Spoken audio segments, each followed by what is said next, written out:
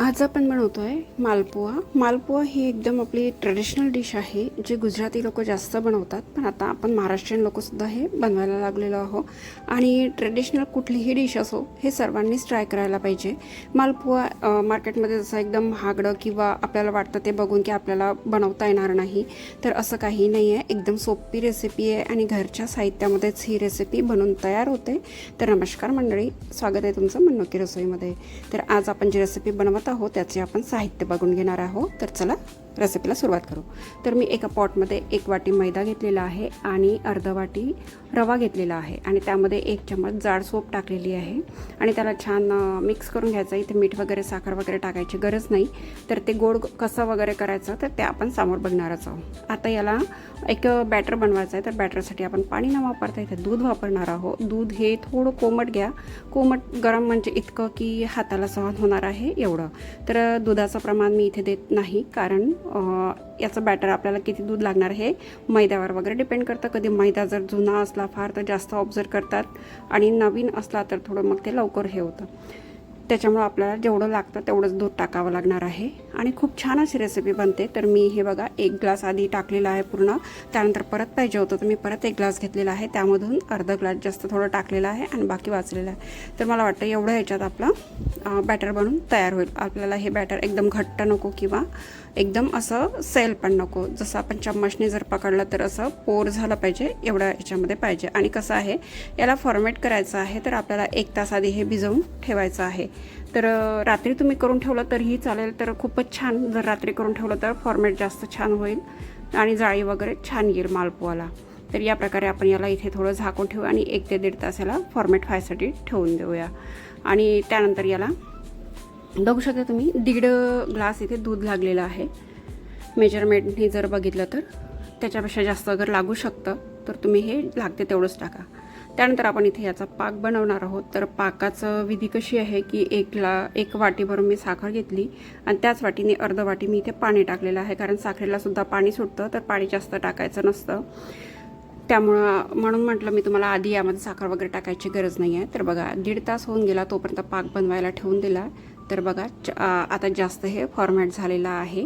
तर याला जसं चम्मचने आपण पोर केलं तर असं पडतं. तर या प्रकारे आपल्याला याची कन्सिस्टन्सी ठेवायची आहे. आणि त्यानंतर तळायचे आपल्याला. तर तळायसाठी आज मी इथे लोह्याची कढई घेतलेली आहे. काय आहे की आपल्या शरीरामध्ये लोह्याचं सुद्धा प्रमाण पाहिजे आहे, म्हणजे एक पाहिजे आहे म्हणून आज मी थोडं लोहा वापरलं. कधी कधी स्वयंपाकामध्ये आपण ॲल्युमिनियम किंवा आजकालचे पूर्ण येतात नॉनस्टिकीवाला ते वापरतोच, पण कधी कधी आपल्याला कढई म्हणजे लोह्याची कढईसुद्धा वापरायला पाहिजे. तेल गरम झालं की नाही हे बघायसाठी मी थोडं टाकलं. तर बघा हे खूप जास्त प्रमाणात पडलं तर असं करू नका, कारण की ते जाड होतील आणि ते म्हणजे मालपुआ बनणार नाही तर त्याचं काहीतरी वेगळ्याच पकोड्यासारखं येईल. म्हणून बॅटर वगैरे चेक करायला मी आधी हे केलं होतं. तर बघा इथे आता छान तेल गरम झालेलं आहे, जेवढं पाहिजे तेवढं. आणि एकावेळी एकच टाका, जास्त टाकू नका, कारण काय होते ते चिपकतं आणि साईज बरोबर येत नाही त्याचा आणि ते एकदम जाड जाड असं होतं. तर मी 1 टाकलेला आहे. आणि जर तुमच्याने होत असेल 2 किंवा 3 टाकणं तर नक्कीच करा.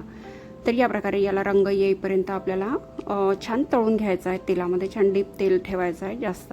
तर बघा या प्रकारे गोल्डन कलर आलेला आहे छान. तर या प्रकारे आपल्याला पूर्ण मालपोहे आधी तळून घ्यायचं आहे 1 करून. आणि तुम्ही आधी हे मालपोहे बनवले का आणि तुम्ही बनवले तर ते कसे झाले तर नक्कीच मला कमेंटमध्ये सांगा. आणि माझ्या रेसिपीज तुम्हाला कसे वाटते नक्कीच सांगा. आणि जमतपर्यंत व्हिडिओ प्लीज पूर्ण बघा, शेवटपर्यंत बघा.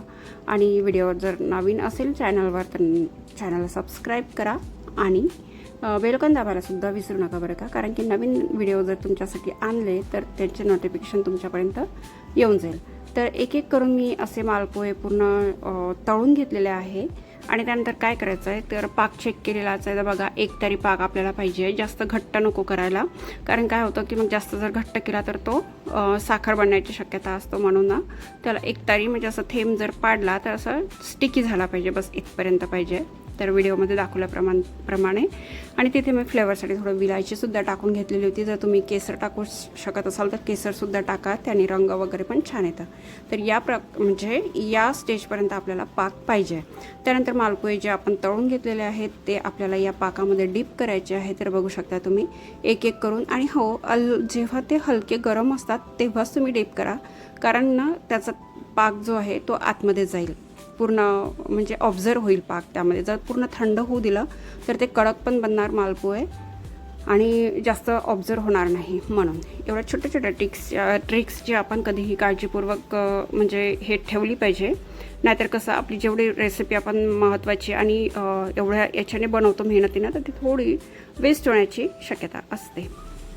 तर या प्रकारे एक एक करून पूर्ण मालपुहे आपल्याला पाकमध्ये डीप करायचं आहे आणि 2 ते 3 सेकंद त्याला ठेवायचे आहे, जेणेकरून ते पूर्ण पाक ऑब्झर्व केला पाहिजे आणि त्याला छान असं आतमध्ये गेला पाहिजे पाक. त्यासाठी तर एक आठवते का तुम्हाला, जिलेबीची सुद्धा सेम प्रोसिजर आहे. तर त्याचप्रमाणे मालपुह्याची सुद्धा. तर बघा किती सुंदर रंग आलेला आहे, आतमधून खूप सॉफ्ट आहे आणि साईडनी जे त्याच्या कडा आहेत त्या एकदम अशा क्रिस्पी आहे. तर या प्रकारे आपले मालपोहे बनून तयार आहे. मी हे अधिक मासामध्ये बनवलेलं होतं, पण काही कारणाने माझ्याकडे लग्न होतं त्यामुळे व्हिडिओज टाकले नाही मी या आठवड्यात. तर त्याच्यामुळेच मला रेसिपी शेअर करायला वेळ झाली, तर सॉरी त्यासाठी. तर अशी आपली मालपोह्याची रेसिपी बनवून तयार आहे. तुम्ही हे दुसरं काही न वापरता तुम्ही असंही खाल्लं तरी चालेल, पण रबडीसोबत जर तुम्ही खाल्लं ना तर खूप छान वाटेल. तर त्यावरून थोडं गार्निश करण्यासाठी बदामचे काप टाकले. तर अशी आपली या प्रकारे आपली आजची डिश तयार आहे मालपोह्याची. तर नक्कीच बनवून बघा आणि कशी झाली ते नक्कीच सांगा. तर भेटूया नंतरच्या